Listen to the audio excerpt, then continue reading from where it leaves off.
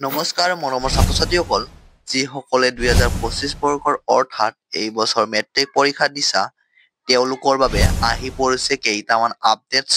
ইতিমধ্যে তোমালোকৰ মেট্ৰিক পৰীক্ষাৰ ফলাফল অফিচিয়েল আপডেটছ আহি পৰিছে। তোমালোকৰ মেট্ৰিক পৰীক্ষাৰ ৰিজাল্টৰ ডেট ঘোষণা কৰা হৈছে। লগতে বহুতে আমাক কমেণ্টত প্ৰশ্ন কৰি আছিলে যে মুখ্যমন্ত্ৰী ডক্টৰ হিমন্ত বিশ্ব শৰ্মা ছাৰে যে কৈছে সমাজ বিজ্ঞান বিষয়ত এক্সট্ৰা মাৰ্ক দিয়া হ'ব ছাত্ৰ-ছাত্ৰীসকলক, সেই এক্সট্ৰা মাৰ্কটো সকলো ছাত্ৰ-ছাত্ৰীকে দিব। যোনসকল ছাত্ৰ-ছাত্ৰীয়ে কেৱল ফেল কৰিব তেওঁলোকক দিয়া হ'ব। লগতে তোমালোকক গ্ৰেছ মাৰ্ক দিয়া হ'বনে নাই, কিমান নম্বৰকৈ তোমালোকক গ্ৰেছ মাৰ্ক দিয়া হ'ব। এইবোৰৰ সকলোবোৰ তথ্য আজিৰ এই ভিডিঅ'টোৰ জৰিয়তে জানিব পাৰিবা। যদি জানিবলৈ মন আছে তেন্তে ভিডিঅ'টো প্ৰথমৰ পৰা শেষলৈকে চাবা। আৰু লগতে যদি এই চেনেলটো প্ৰথমবাৰৰ বাবে আহিছা তেন্তে চেনেলটো ছাবস্ক্ৰাইব কৰি বেল আইকনটো প্ৰেছ কৰি লোৱা। কাৰণ আমি এই চেনেলটো এনেধৰণৰ ইনফৰমেশ্যন জৰুৰী ভিডিঅ'বোৰ আপলোড কৰি থাকো। মৰমৰ ছাত্ৰ-ছাত্ৰীসকল, প্ৰথমতে তোমালোকে জানি লোৱা যে সমাজ বিজ্ঞান বিষয়ত এক্সট্ৰা মাৰ্কটো কোনে কোনে পাবা।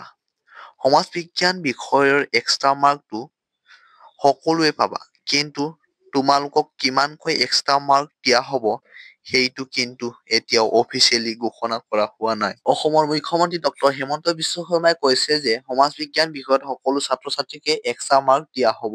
আৰু এই এক্সট্ৰা মাৰ্কৰ সন্দৰ্ভত সকলো ইউটিউবাৰে ভিডিঅ' বনাই কৈছে যে 10-15 মাৰ্ক এক্সট্ৰা মাৰ্ক দিয়া হ'ব। কিন্তু এনেধৰণৰ কোনো ধৰণৰ অফিচিয়েলি আপডেটছ অহা নাই। কিন্তু তোমালোকক সকলোকে দিয়া হ'ব এক্সট্ৰা মাৰ্ক। আৰু তোমালোকে গ্ৰেছ মাৰ্কৰ কথা বহুতে প্ৰশ্ন কৰি আছিলা। গ্ৰেছ মাৰ্ক তোমালোকক প্ৰত্যেক বছৰে ছাত্ৰ-ছাত্ৰীক সকলক দি আহি আছে আৰু এইবাৰো নিশ্চয় দিব। আৰু আমি জনা মতে গ্ৰেছ মাৰ্ক 1ৰ পৰা 5-6 লৈকে দিয়ে। তোমালোকে চিন্তা কৰিব নালাগে যদি কোনোবাই তেনেকে 4-5 লৈকে কম পোৱা, ফেল কৰা 3 বা 4 মাৰ্কৰ কাৰণে, তেনে ক্ষেত্ৰত কিন্তু তোমালোকক গ্ৰেছ মাৰ্ক দি পাছ কৰাই দিয়া হ'ব।